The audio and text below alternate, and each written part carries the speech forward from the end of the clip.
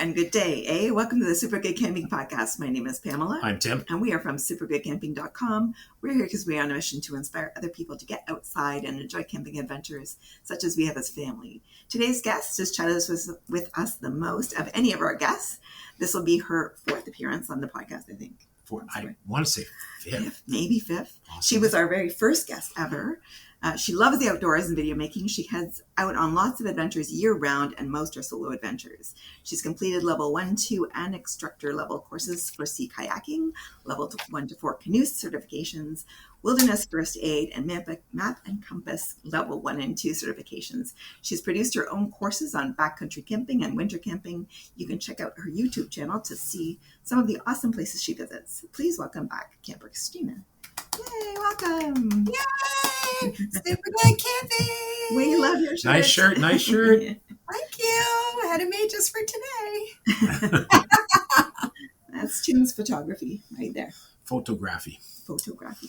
I I take lots of pictures. I shoot lots of video. I just am too lazy to edit it, so you guys never get to see that stuff. Christina likes doing the video editing. Apparently she does. She's a bit of a whack job. Could be why we love her. How the heck are you, and what have you been up to lately? I know life's been busy with moving and all of those things that take up so much time and stuff, but I have to assume life is good at the new place. Life is very good at the new place. I have a pet beaver. I heard. I saw you looked like you were watching. I love to say that because people are just like, what? For many reasons, even if they think I'm really talking about a legitimate beaver, which I am. I mean, he's not my pet. I guess I inherited him when I got the house. Actually, he came by about a month after I moved in June, and he just kind of stayed. I call him Beavy, and he's my bud. He's super chill. And I love to see what he's up to. He's now built a lodge in the corner of the pond. I was excited because I thought I would maybe get to skate on it this winter, but he's trying to keep the pond not frozen. It's minus 19 right now, so today he's struggling. But every morning I wake up and there's kind of a little puddle around where his lodge is, so it's kind of interesting. Yeah, it makes me kind of not want to leave home sometimes. Very cool. Yeah. Very cool. That's I would imagine having a pond like literally outside your door is a pretty cool thing. It is. I can look out the window right now. If it was daylight, I could see it. It's pretty awesome. I have 3 acres, huge amount of forest in the back. I was hoping to see deer. I only seen them twice so far. There's a dog in the house across the street, so someone said maybe that's why. Barky, maybe. Yeah, the barking, but. Beavy has a pet as well, a little muskrat that hangs out with him sometimes. So I've seen him. I've seen otters. I have a plethora of birds that I am the caretaker to now, and I feed those guys year round. And yeah, it's pretty awesome. Winter has been challenging so far. I've almost been struck by an oncoming vehicle twice now in a week. Last Thursday, actually, a week ago.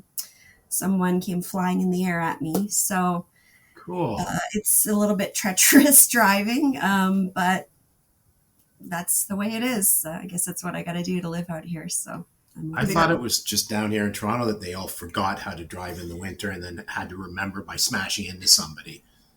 It's most of my drive to work is roads like this.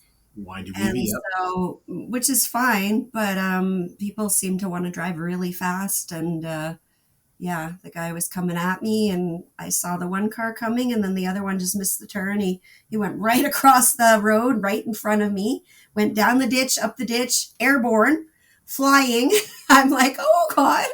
And somehow it just kind of tilted, and he landed right side up and bounced a couple ways there, a couple feet, and then landed in a driveway right next to me. So Gadzooks, man. Pretty scary.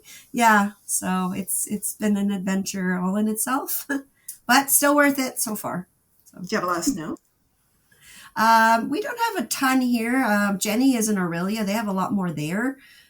We've gotten I've only snow blown fully twice on the weekend. So maybe 8 inches-ish. So yeah, not too much, but we got more coming. So yes, we do. Yeah. Me too. We've had some crappy, heavy, wet gunk, so the stuff that's you can't snowboard if you want to because it just goes blow up on the beside Yeah. you. So I've had to push that around a bit, but so far so good. We're just starting to get into those kind of temperatures. I think we're supposed to hit -12 tonight when we're recording this. So Mm. that'll be the first double digit negative we've hit so far. So Yeah, well, it's not -19, so yay. it's not -19. And this is the coldest it's been like today and yesterday. Just kind of dropped last night.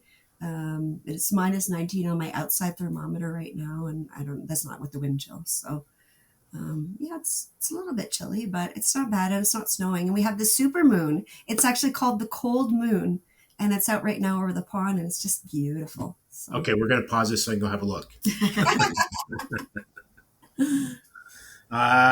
Okay, cool. Well, that's obviously we have chatted a bunch of times in real life as well. So sorry for you guys having to listen to us do catch up because that's what pals do. We catch up on stuff. Speaking of catch up, since we haven't spoken in 2 years, do a short version because you do a bunch of stuff. Well, what have you been up to?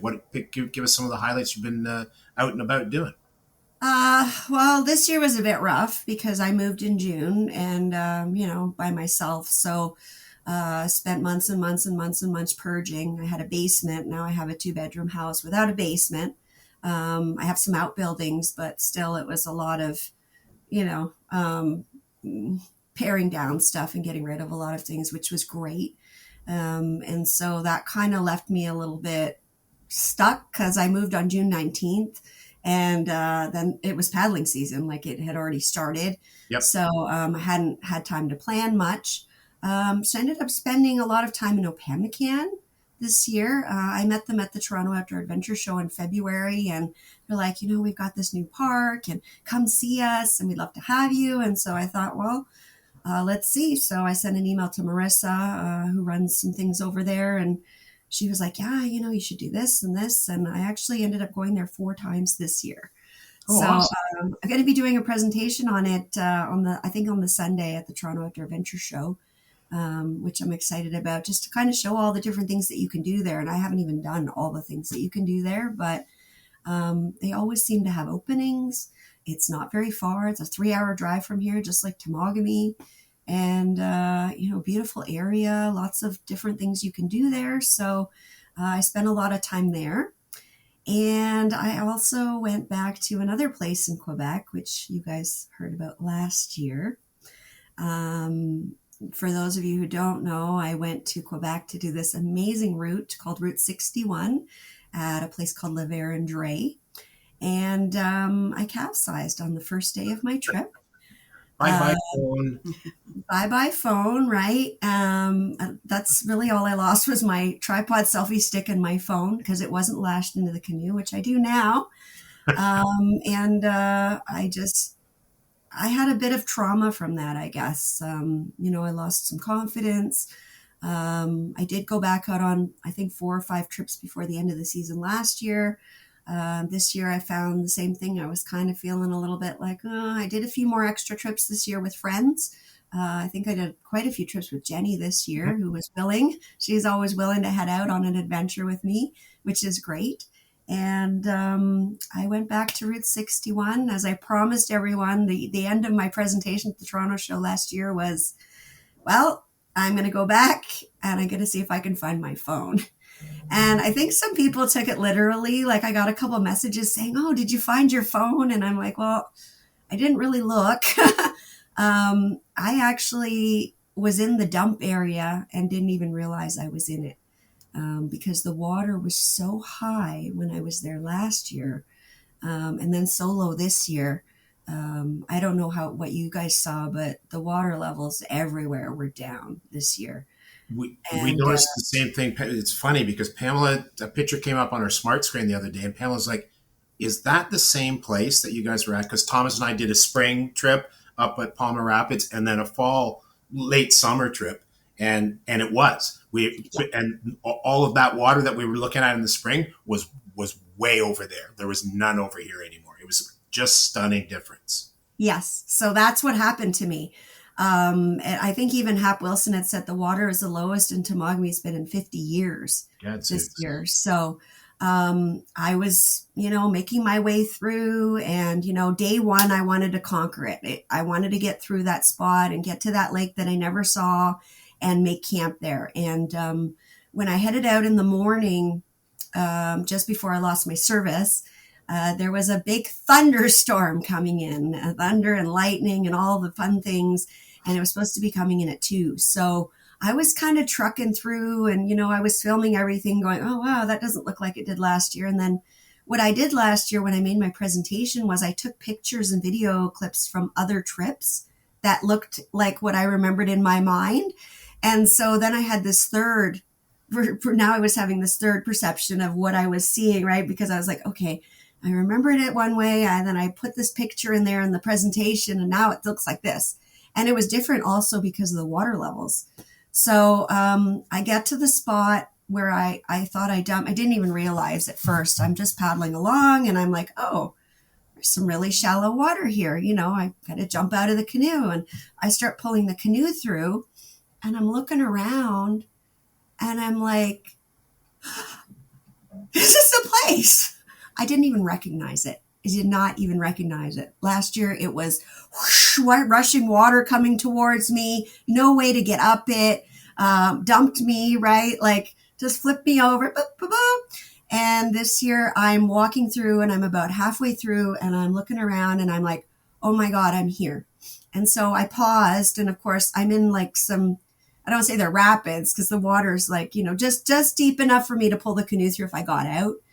But it's shallow, and I'm standing there, and the current's pretty strong, and it's pushing me, and I'm like, okay, hang on. I got to move the canoe over. I got to take some pictures and videos. And I kind of had a little bit of a breakdown there, and kind of, just the emotions really hit me, that I was back in this place. And it was too late to look for the phone because I had gone way past where I dumped already, and I didn't want to go back because I had this weather coming in.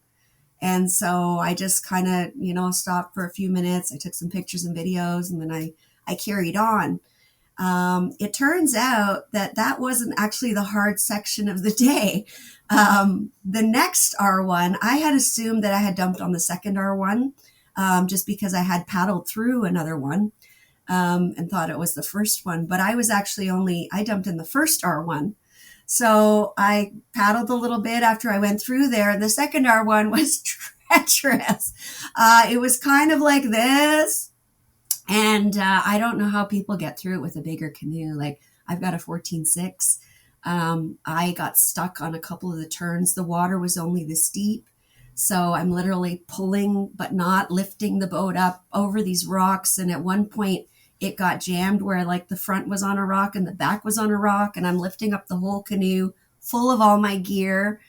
And I'm like, the storm's coming, I gotta go. But then I'm like, wow, look at this. I gotta take pictures and videos. And anyways, I ended up getting out, and then there's a big, huge beaver dam.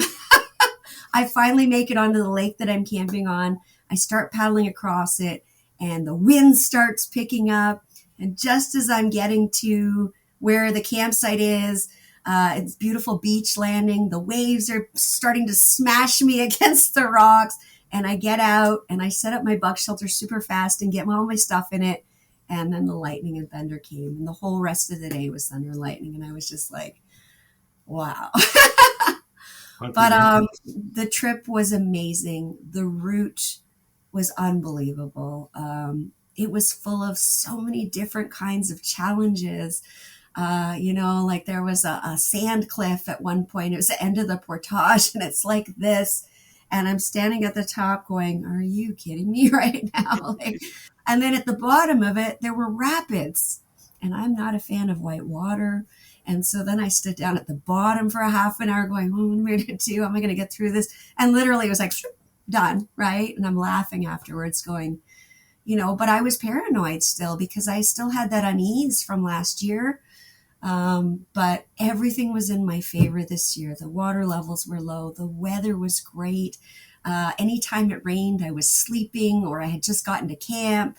The wind was at my back, literally on some of them. The scenery was stunning. Some of the most beautiful waterfalls I've ever seen. And when I got to the end, I just cried a little bit and very, very emotional. And I'm so proud of myself for going back and doing it. And, I don't want to say I've done harder routes in comparison. Yeah, some of the fire burn places I've done in Temagami, difficult, challenging, crazy. So it was equally hard, but just so much more rewarding after what I went through to get there, and it was funny because I almost canceled the trip. I don't know how many times. I was so anxious going into it. As I mentioned, I got this new house and everything was supposed to have been done. I have septic now, never had septic before. Septic was supposed to be cleaned. I had an invoice saying septic was done. And it's like my car's running. It's all packed up. I'm about ready to start this 10-hour drive to do this trip that I'm super anxious about. And I do one last pee in the bathroom, flush the toilet. Up everything comes. Good and in the toilet, in the shower. It's surprising because it doesn't smell. You would think, oh, this poop's coming up. It's just like water with little black specks in it. But my whole bathroom started flooding and I'm like, are you kidding me right now? Like, I've got to leave at a certain time because the campground I was staying at, I was doing a jump off the night before. And I'm like, I'm not supposed to go. Like, everything is telling me to stay home right now. And I called the guy at work and he's got a plumber friend. And he said, you know what? Go on your trip, do your thing, leave a key. I'll send the plumber guy and we'll have it all fixed up for you. And I literally wiped up the floor and just got in the car and left. And again, so glad I did. It wasn't a sign. Everything went great. But, people are always like, oh, I never have the guts to do that, or that would make me scared. I get scared too. We all get scared, right? We all get anxious. We all have these signs of things that happen, and you just kind of gotta, go through it and smile and just do it. And I did, and I made it. So really, really rewarding to finish that route, and so happy I went back and did it. So that was pretty much my trip of the year, the big one. I did a lot of other trips, but nothing as significant in my opinion. So yeah. How many days of tripping are you sort of racking up these days? Like the last 2-3 years? On average, I do approximately 2 trips a month. Year round, depending on when that is. Maybe August is 3, maybe January is 1. It just depends on the time of year and the weather. And they're generally weekends. I don't work at my office on Fridays. I work longer hours Monday, Tuesday, Wednesday, and Thursday. So I'm still working a full week, but I'm cramming it into 4 days so that it sounds lovely. But Friday, Saturday, and Sunday, 90% of the time I'm sitting in front of my computer editing videos. I mean, the footage that I have just from La Vérendrye, I have 15 and a half hours of video footage from La Vérendrye it was a 6-day trip. So I'm down to 12 hours now and I'm working my way through that right now because I'm trying to get ready for the shows. So the next couple weekends are going to be, getting these videos done and making these presentations and getting ready for the spring shows. So, which I'm really excited about. So on the thought of presentations, like yes. You present at the Toronto show every year. Yeah, I think it's my 7th or 8th year. Right. And I've seen you when David Bain was doing the winter symposium and all that sort of jazz. So yeah. I make the assumption you sort of slot one of your upcoming trips to be what you hope to do the presentation about, because there's got to be an awful lot of brain process for how you think it's going to go, and then to see how the trip goes, and then to put it all together. So, I know it's going to be a bunch of work. I that's not the question. Is it a shitload of work? Yes, it is. What's the process to go? Yeah, I think that's going to be the trip, and then how do you put a presentation together? How long does that portion of it take? Like, that's got to be, you got to put together your slideshow or your video presentation or all the little bits. Make all your notes. I'm not not trying to set anybody up to be able to do presentations per se. I'm just like, I want people to know what an ordeal it is when you go to see them at the show and they do, 45 minutes or whatever it is, and how many hours that 45 minutes has cost. I think my process is probably much longer than most people's. I actually don't generally present on trips. Last year was the first year that I presented on a trip. And it was on the capsizing. And so for that trip, I had no pictures and videos whatsoever. So, and I ended up with 76 slides or something of photos. So it was a really lengthy process for that because I had nothing. And I was literally scouring through, I think in my mind, okay, I'm paddling through that river. What did it look like? Well, it looked kind of like the Lady Evelyn. And then I'd go through my Lady Evelyn, footage from each trip that I've done there and go, oh, that looks just like it. And then I'd get that picture and put it in the slide and then set up the slide with the text or whatever. And then on to the next slide. So, a slide could take me an hour or 2 hours, depending.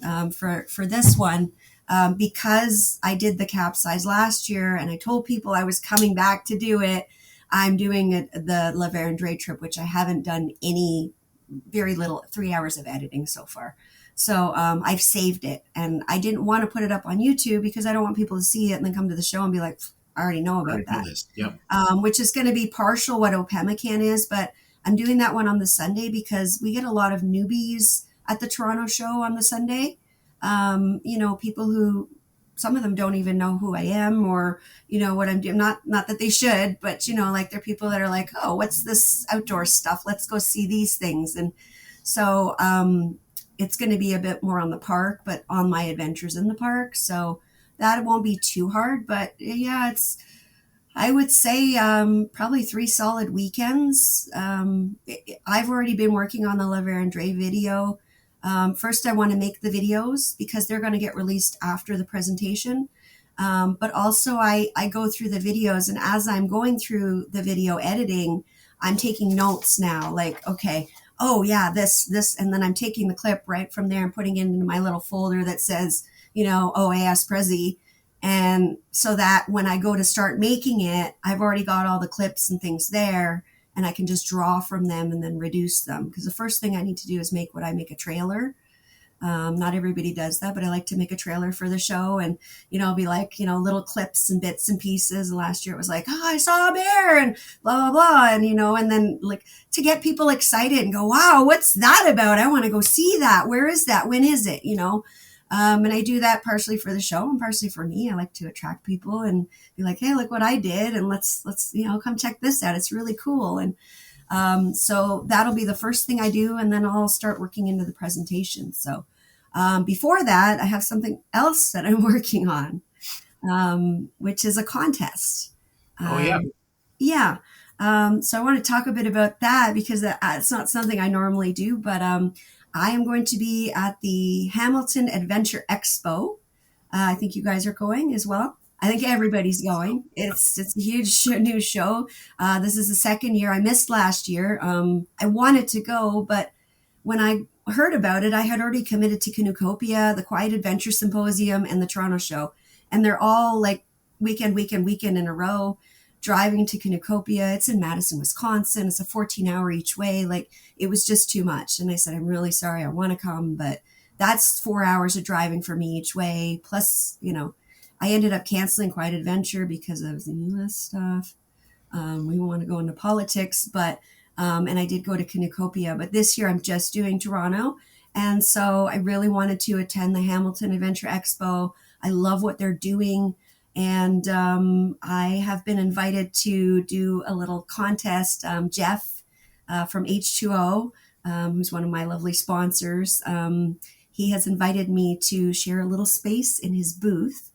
And you guys are getting the scoop on this because nobody knows about this contest except the people who I've talked to about getting prizes, and Jeff, of course. So Hamilton doesn't even know about it. They know I'm doing something, but they don't know what. So basically, have you ever heard of Speaker's Corner? City TV staple, which I hear is coming back, by the way. Just a side note. I think. Well, it's coming to Hamilton this January. They're bringing it into the new El Macombo, but yes. Isn't that So really? They just got their start. Yes, it is. Yep. I didn't know that. Okay, so for those of you who don't know, maybe the younger crews, Corner was a booth that they used to have at Queen and something in Toronto. And I think it was $1, and anybody could go in this booth and put your quarters in there and film a video of whatever you wanted to talk about, whether it was like they didn't clean the roads properly in the winter or, people's dogs were pooping everywhere, whatever it was. And then they would pick some and they would air them on TV. And it was a big thing. Yeah. So I got the idea from that. I'm really not sure where I got it from, but one day I just got this, because I've been thinking and thinking and thinking, and that's the process, right? February, the shows end and my brain starts going, what am I doing next year? What am I going to present on? What am I going to talk about? And it goes on and on and on until I find that trip or I get that topic, tips and tricks or whatever it is. And then I start working on it throughout the whole year until I start. So it's not just a couple weekends. It's really a very long process for me because I really want to do something great and I love presenting. But anyways, the contest is going to be called Camper Christina's Corner. Jeff is making me up a booth, which is, can you guess what the booth is made of? Like a tent, like a teepee? It's going to be a canoe-shaped booth? Oh, of course it is. A canoe, yes. So it is, I believe, a half of a canoe. I don't even know the size. I sent Jeff these sketches that I made that came out of my crazy brain. I get these weird ideas sometimes, and they come to fruition, and they're like, wow, this is cool. So the canoe is standing up, but you turn the seat sideways. So somebody can sit inside of the canoe, and I'm going to be filming 1-minute video clips. Anybody can come and tell a 1-minute paddling story. I'm going to have a bunch of different topics. I'm still settling on those. But your favorite paddling adventure or double blade, single blade, whatever you want to come and pick a topic, and you come into the booth. You film a 1-minute. I filmed the 1-minute video. You're going to fill out a little form. I'm going to have some in advance online, and pick your topic. And then you do this 1-minute video. And then after the show, we're going to go through the clips and we're going to pick people to win prizes from the best of each topic. So again, it's still not 100% finalized, but we've still got a few weeks. So far I have Trekka is giving me a tent to give away worth like $500. AquaQuest is giving me some gift certificates for $50. I've got Agawa. I'm trying to get a lot of the local vendors that are at the show, like Agawa, and I've talked to Camp Kitchen, still waiting to hear back from them. Joe Robinette's new book is out. He's given me a copy of his book to give away. I've got a copy of Adam's new book to give away.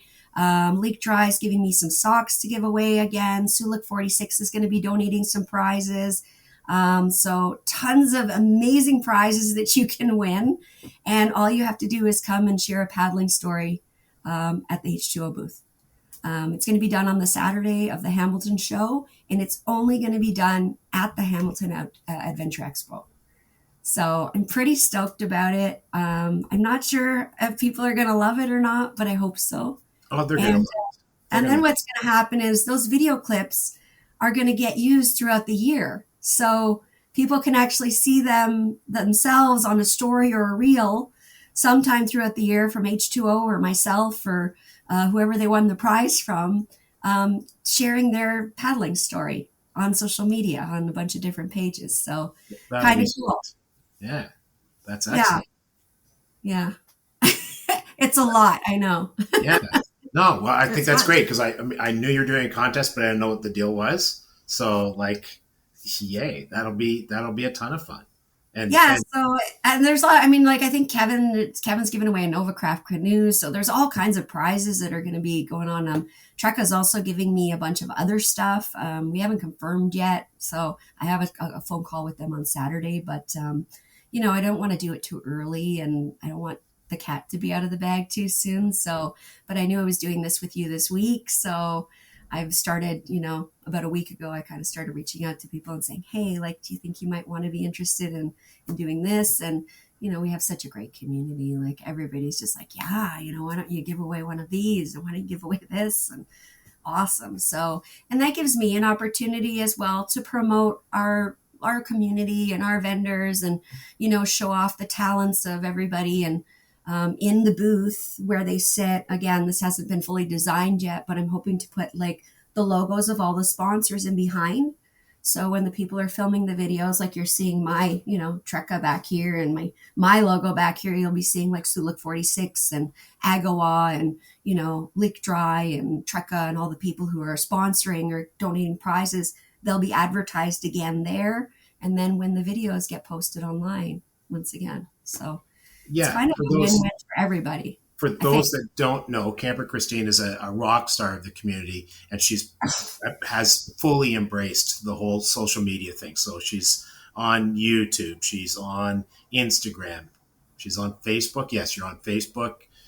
I don't even know where else. You're probably on TikTok. I don't do TikTok. Go to her website. I'm not on TikTok. CamperChristina.com. People keep trying to get me to do TikTok and that other one that's on. I'm like, I publish a post on Instagram and Facebook almost every single day, at least one. My Facebook, for some reason, has gone bananas. I think I'm at the last 28 days, I have 400,000 views. God, Zeus. So it's just crazy. And I've jumped something like 300 followers in the last 2 weeks. So they get these little ruts that they hit, and it's like boom, and then I don't know why. It used to be my Instagram, and now my Instagram's kind of like and my Facebook is crazy. So I don't know. I just post what I like and what I hope people will like, and it's non-political. It's just calm and soothing things, paddling through a creek, or sometimes they're portages, and they're kind of fun for me. People are like, "Whoa, why are you doing that?" But I love them. So try to uplift people, and especially with things going on in the world today, it's just kind of social media is a drag, and there's just a lot of crap, and some people are not nice. But my page is a friendly spot, and people comment and they say nice things and they share great information, and it's just a wonderful little place that I have there, my little corner of the internet. So I enjoy it. That's cool. Well, you're right. We need that buffer against the insanity that's happening out there right now. For sure. Yeah. Present. So what's on the horizon? We know you're going to do your thing at the Hamilton show, which sounds very cool. What else is in the works? Yeah. Sorry if I went on about that. I'm just super excited about this. I think it's going to be really, really fun, and I hope people get it. What else is in the works? Well, I'm going to be at Toronto. Saturday, I'm going to be doing the presentation on Route 61 on Laver and Dre. Sunday, I am presenting on Opemican. So I'm really excited about that. I think tickets are already on sale for the show when this airs. It goes on sale December 15th. Great speakers, lots of cool things in Toronto, always. And I've got some winter camping events coming up. Family Day. I should be out at Mew Lake. And Silent Lake I'm going to be going back to. I love winter camping there. Hoping to do some other cool trips. That's all weather dependent. And again, right now my timeline is focused on getting these presentations done. And once that's done, I can go out and play in the snow. So, and hopefully by that time the snow is nice and settled and good and here for the season. So yeah. How about you guys? Did you do anything exciting this year?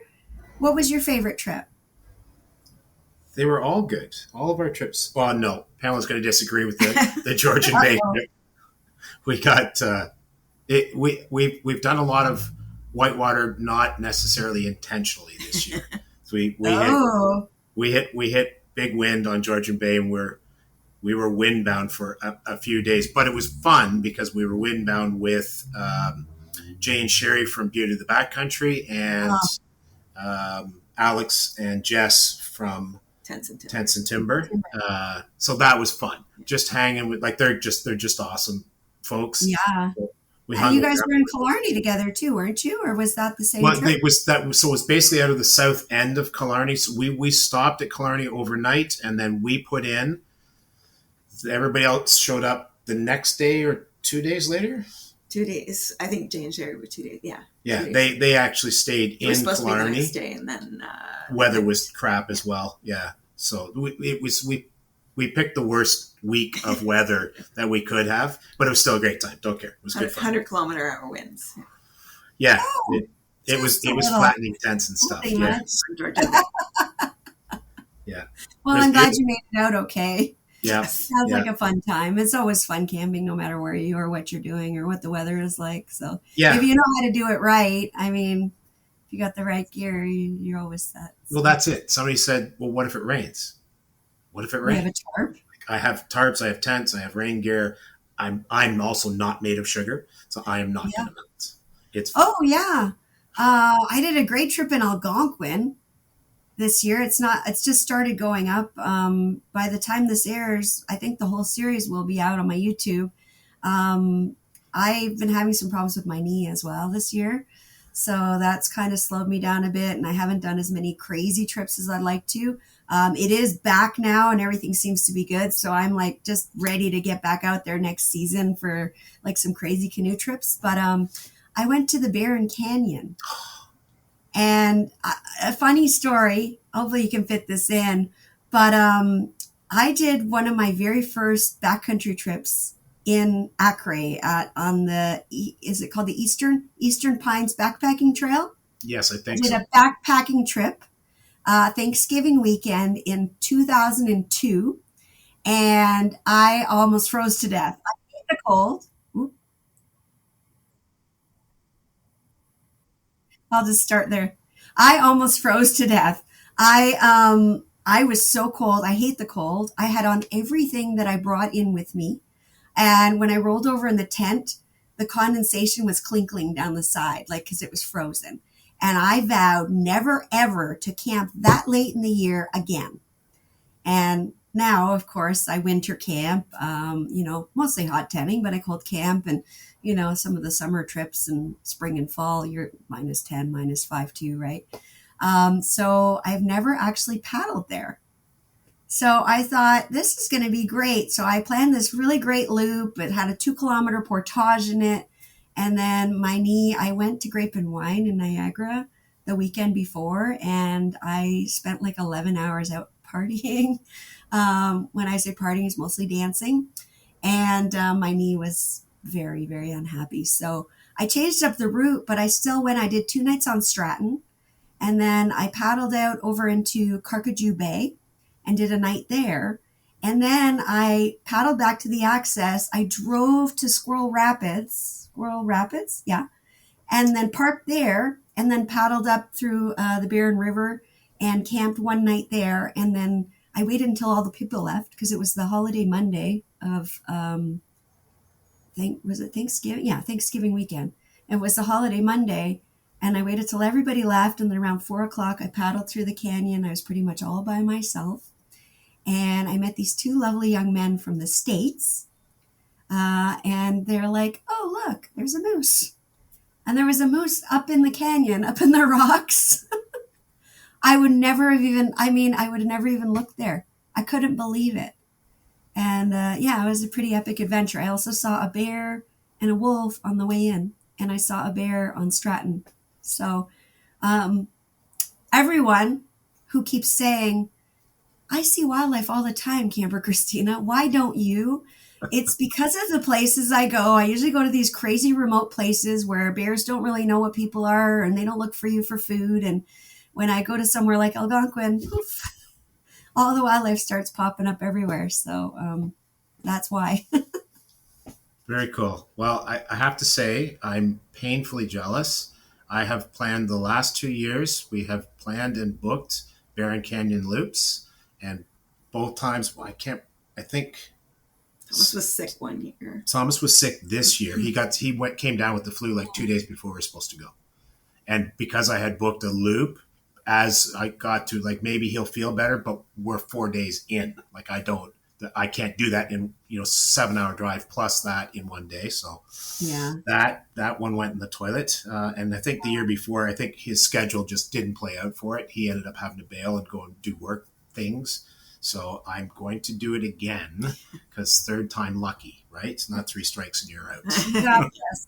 Yeah, and it was great to do it the way that I did it, even though I would have loved to do all the portaging and stuff, because a lot of people have already watched part 1 and 2 are up right now. And by the time this airs, I think the whole series will be up. But people were saying, this is really great because I don't like to portage or I can't portage. And so it was a great way to kind of show people, you can come in here, do a 50-meter portage into Stratton, stay there for a couple of days, go out, go to Carcajou, 50-meter portage back out. And then I think it's a 350 or something on the Barron River. And it's a pretty decent portage. It's not like super crazy hard or anything. So super easy places that you can go visit that, are fairly easy to get in and out of. Because I went Thanksgiving, it wasn't crazy busy, but it was still really busy there. So I met a lot of fun people too. But lots of people not wearing their PFDs. So safety first, everyone, please. Yes. Totally agree. We talked to two gentlemen recently. 10 kilometer, was it 10 kilometer portage? Yes. Up in the Arctic. Yeah. It's like a multi-day portage. Okay. I don't know if you can call that a portage. Can you? This should be a drive or something. They're in the middle of nowhere, man. These guys do some pretty hardcore stuff. Yeah. Oh, yeah. Well, the guys that I met, the two guys from the States, they dropped off their bikes at the Squirrel Rapids, and they started at Acre, and they went through and did part of the route that I was going to do. They did half of the loop coming back that I was going to do, and then went up through the Barron River and went out at Squirrel Rapids, and then they rode their bikes back to get their car at Acre. I haven't talked to them since they got out, so I hope they made it. If you're watching this, guys, get in touch. I want to know if you're okay, but I'm sure they are. I would have heard something, but I did get them to wear their PFDs, so I kind of feel like that's a good one. Good job. I'm super good. That's funny. Okay, I think that's it for us. Fine. All right, that's it for us for today. Thank you so much to Camper Christina for joining us again. And also do check her out, camperchristina.com. Check her out on YouTube. Check out her Algonquin trip on YouTube. And by the time this airs, nothing. Yeah, nothing. No. Okay. Check her out on Facebook too. Well, all of the series will be up on YouTube. That's what it says. By the time this airs, all of the series. Right. Algonquin will be up on YouTube. And check her out at the Hamilton Show in her Speaker's Corner. And also check her out at the Toronto Adventure Show for Saturday and Sunday. And check us out. We'll be at the Hamilton Show and at the Toronto Show. Not presenting, but we will be there. And also please check us out. Email us anytime if you want to at hi@supergoodcamping.com. That's hi@supergoodcamping.com. And we'll talk to you again soon. Bye. Bye. Thanks so much for having me, guys. No problem. Cool.